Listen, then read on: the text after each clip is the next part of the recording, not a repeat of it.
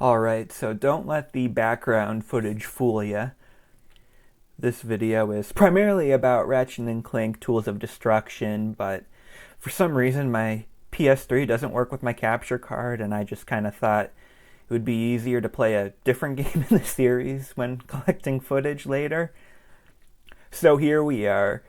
But yeah, recently I played through Rift Apart, had a video on that as well, and I said right in it that it was a little shorter than I was expecting, and overall I was just hungry for a bit more of the series, so I decided to start diving into the PS3 entries with the first of those releases.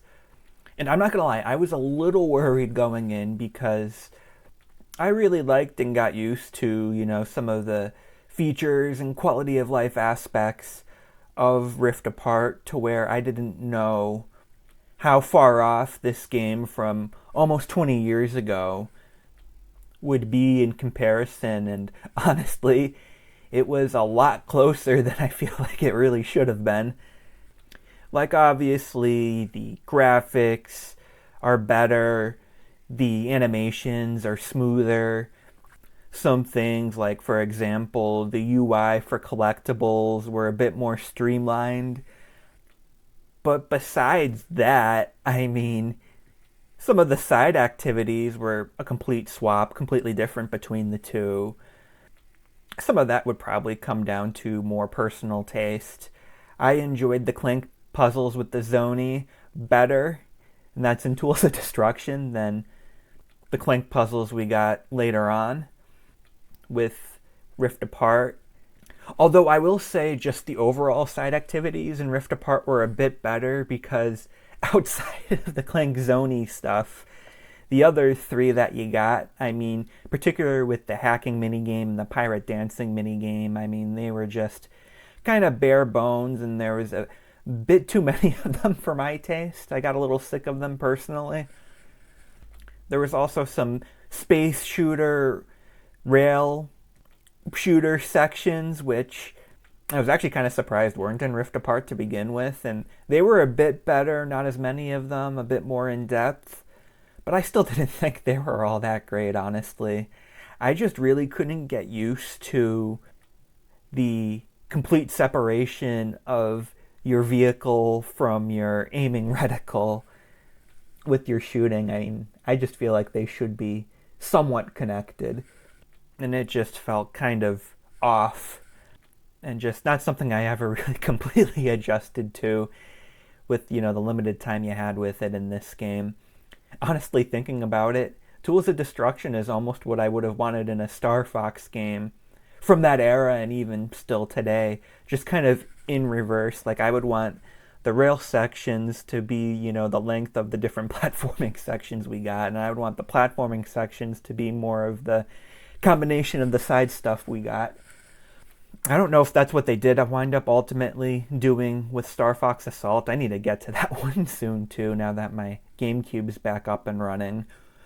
But obviously too, I would expect the rail shooting sections to be a bit better in a Star Fox game too. I will say, in terms of completion, I did skip the gold bolts in the rail shooter sections. I just didn't think that was worth it, nor did I think it was worth the little challenges they had. They just weren't as, fulfilling, not as good as rewards, or just sort of easy to accomplish. Rift Apart had some more open areas, but Tools of Destruction was a lot more linear, and collectibles work a lot better with more open areas, honestly. Especially, too, when they weren't really telling you in-game what the challenges even were. I guess that might almost be their solution to trophies, because if I remember correctly, achievements kind of launched with Xbox, and they worked so well that Sony later added the whole trophy system.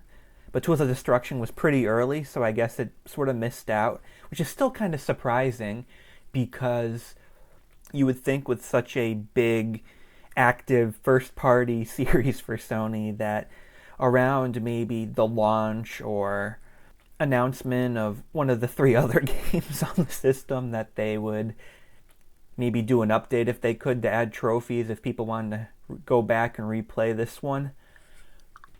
not a big deal. Some other stuff I felt like Tools of Destruction did better, though, was I honestly liked some of the platforming tools that they gave you. I just kind of thought they were fun and fulfilling to use, particularly the Gelinator, and I think it was like helipads, pods, something. Granted, I did like that, the grappling hook was a bit more streamlined in Rift Apart. You don't need to select it from a menu, but I do miss and not sure the trade-off of losing those two kind of fun items was really worth it. Also, I just feel like the game felt bigger.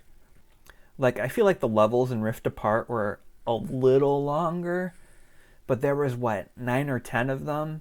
Here, there may have only been like a handful more, but I don't know. It just helped things feel a bit bigger and more satisfying when it was all said and done.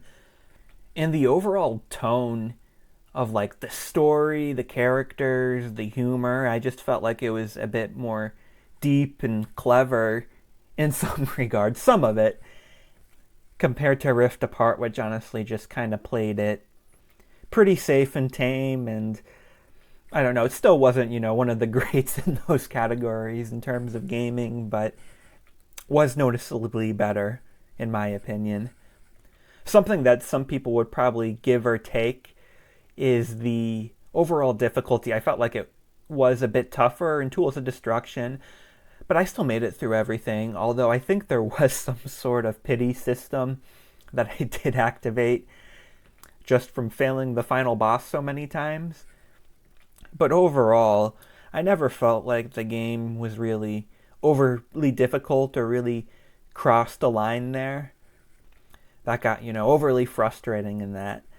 But I know that might also just sort of be personal preference. Some people might prefer Rift Apart, which I felt like was a little more easy.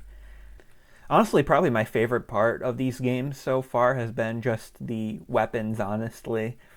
Just a lot of diverse different weapons and incentive to play through all of them, to, level up and upgrade everything.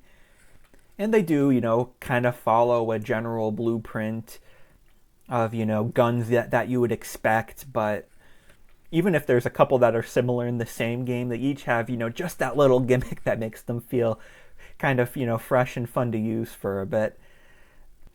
And even, between the two games, with weapons and even planets, like I think there was only a couple planets that were also in Rift Apart, and the weapons, I mean the blades and maybe the baseline, pistol and grenade were, pretty identical to stuff in Rift Apart, but besides that, everything, once again, just had that, slight, fun little gimmick twist to it, and it just, made the gameplay, specifically the combat, very, very fun.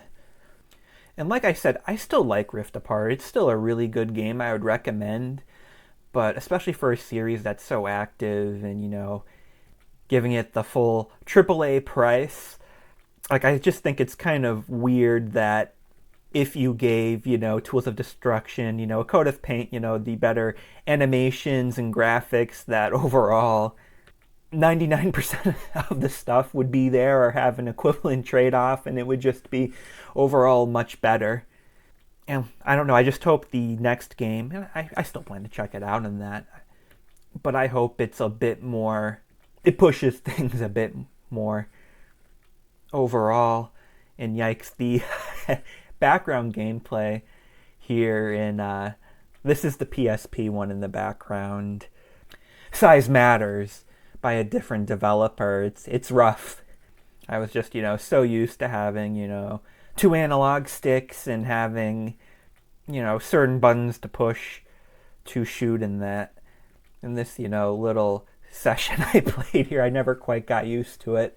And like I said, I played this game years ago. And like I said, it was just kind of I was a little curious to see how it held up now that I've gotten a little more into the series, and now I can certainly see why I wasn't too eager to dive into another game in this series after this one. I mean, it is what it is. I love the PSP, but, it has its limitations, and this is certainly a game that kind of suffers from it. Although I do know that there's a PS2 version. I wonder if they were able to do some quality of life stuff with that one in particular to make it a little better. But I'm not really that concerned in replaying any more of it now, other than if I need more footage for one of the later PS3 games. Which, like I said, I am, I got my Ratchet and Clank fix. I want a little bit of a break, but hopefully it won't be years before my next one. I'm definitely a bit more eager for what's next with, all the PS3 ones. But once again, I know I could easily get distracted with other games, and it could be a while. But hey, it'll be fun, and, we'll get there eventually.